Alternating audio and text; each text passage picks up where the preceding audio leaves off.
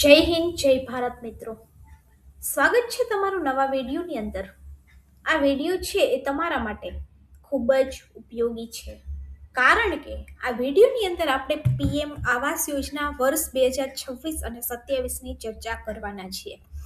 અત્યાર સુધી આવાસ યોજનાના ઘણા ફોર્મ ભરાણા છે, ઘણા બધા લોકોને ઘર પણ લાગ્યું છે.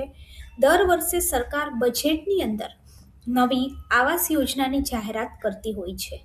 એવામાં ગુજરાતનું પણ 2026 અને 27નું ડ્રાફ્ટ બજેટ રેડી થઈ ગયું છે અને ઘણા બધા લોકોને આ બજેટની અંદર જાહેરાત કરવામાં આવી છે કે અલગ અલગ જગ્યાએ અમદાવાદ, સુરત અને રાજકોટની અંદર સરકારે જાહેરાત કરી દીધી છે કે કેટલા ઘર બનવાના છે અને આની અંદર કેટલી આવક મર્યાદાવાળા લોકો આ યોજનાનો લાભ લઈ શકશે. મિત્રો, વાત કરીએ તો વર્ષ 2026 અને 27ના ડ્રાફ્ટ બજેટની અંદર લોકોને ઘરનું ઘર મળી રહે તે માટે આવાસ યોજના હેઠળ કરાતા ફ્લેટની ફાળવણીને વધુ સુદૃઢ બનાવવા તેમજ યોજના બનાવ્યા બાદ મહાનગરપાલિકાની તિજોરી ઉપર પણ કોઈ ભારણ ન આવે તે માટે મહત્વપૂર્ણ જાહેરાત કરવામાં આવી છે.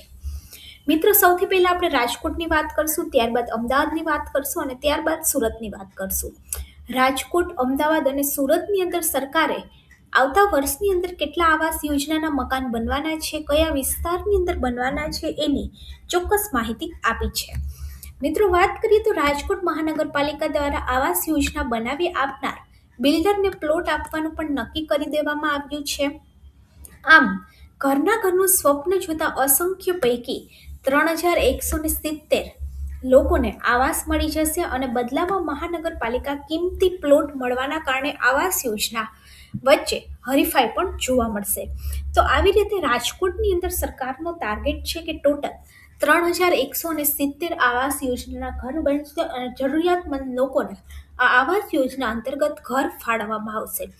હવે જો તમારે રાજકોટની અંદર તમારા પોતાનું આવાસ યોજના અંતર્ગત ઘર લેવું હોય તો તમારે રાજકોટ મ્યુનિસિપલ કોર્પોરેશનની જે ઓફિશિયલ વેબસાઇટ છે rmc.gov.in, રાજકોટ મ્યુનિસિપલ કોર્પોરેશન, એના ઉપર જઈને તમે ઓનલાઈન ફોર્મ ભરી શકો છો. જ્યારે પણ ફોર્મ આવતા હોય ત્યારે એક નિશ્ચિત સમયગાળા માટે આ પોર્ટલ ખુલ્લું રહેતું હોય છે અને આ સમય મર્યાદાની અંદર જ તમારે તમારું ફોર્મ સબમિટ કરવાનું હોય છે. એકવાર તમે સમય મર્યાદા ચૂકી જાઓ ત્યારબાદ તમે ફરી ફોર્મ નથી ભરી શકતા. ફરી તમારે આવાસ યોજનાના ઘર બહાર પડે એની રાહ જોવી પડે છે. મિત્રો, વાત કરીએ તો હવે અમદાવાદ વાસીઓ માટે પણ સારા સમાચાર છે, કારણ કે જે લોકો અમદાવાદની અંદર પોતાનું ઘર લેવાનું સપનું જોઈ રહ્યા છે એ લોકોનું સપનું પણ સાકાર થશે.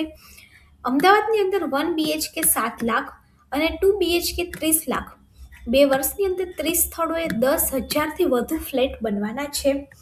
મિત્રો, વાત કરીએ તો વિસ્તાર વાઇઝ બનનારી સ્કીમની સંપૂર્ણ માહિતી અમદાવાદ મ્યુનિસિપલ કોર્પોરેશન દ્વારા 2027ની વિધાનસભાની ચૂંટણી પહેલા જ જાહેરાત કરવામાં આવશે અને 10,000થી વધુ લોકોને આ યોજના અંતર્ગત ફ્લેટ મળી રહેશે અને ફ્લેટ બનાવવાની જાહેરાત પણ કરી દેવામાં આવી છે.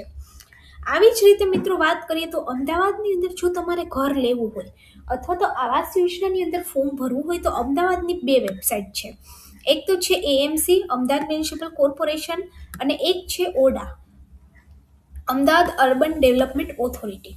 આ બંનેની અંદર ફોર્મ આવતા હોય છે. તમે ગમે ત્યારે આની અંતર્ગત ફોર્મ ભરી શકો છો.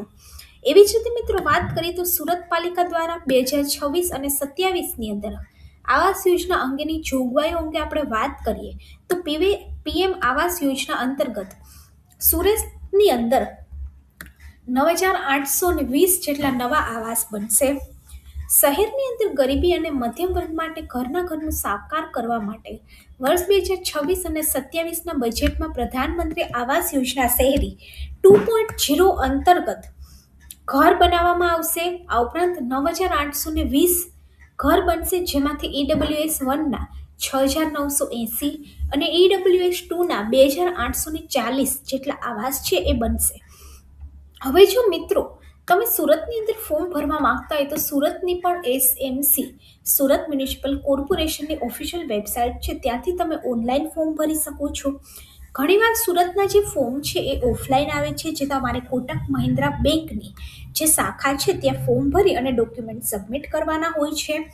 આ ઉપરાંત મિત્રો વાત કરીએ તો સુરતની એક સુડા વેબસાઇટ છે, સુરત અર્બન ડેવલપમેન્ટ ઓથોરિટી, ત્યાંથી પણ તમે આ ફોર્મ ભરી શકો છો ઓનલાઈન.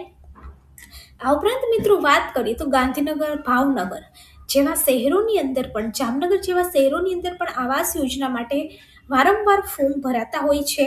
આ ઉપરાંત ગાંધીનગરની અંદર ગુડાની વેબસાઇટ છે, વડોદરાની અંદર બીએમસીની વેબસાઇટ છે, ભાવનગરની અંદર બીએમસીની વેબસાઇટ છે, અને જામનગરની અંદર જામનગર મ્યુનિસિપલ કોર્પોરેશનની વેબસાઇટ છે.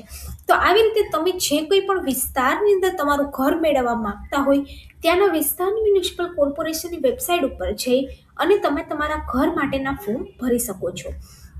મિત્રો વાત કરીએ તો અત્યારે પ્રધાનમંત્રી આવાસ યોજના અંતર્ગત 2.5 લાખની સબસિડી સરકાર દ્વારા આપવામાં આવે છે. આ સબસિડી લેવા માટે તમારે PMAY 2.0 જે પોર્ટલ છે ત્યાં ઓનલાઈન અરજી કરવાની હોય છે. આપણે આપણી ચેનલ ગવર્મેન્ટ સાથી ન્યૂઝ અને ગવર્મેન્ટ સાથીની અંદર વારંવાર આ વિડીયો મૂકેલા છે કે તમે ઘરે બેઠા 2.5 લાખની સબસિડી માટે કેવી રીતે ઓનલાઈન અરજી કરી શકો છો.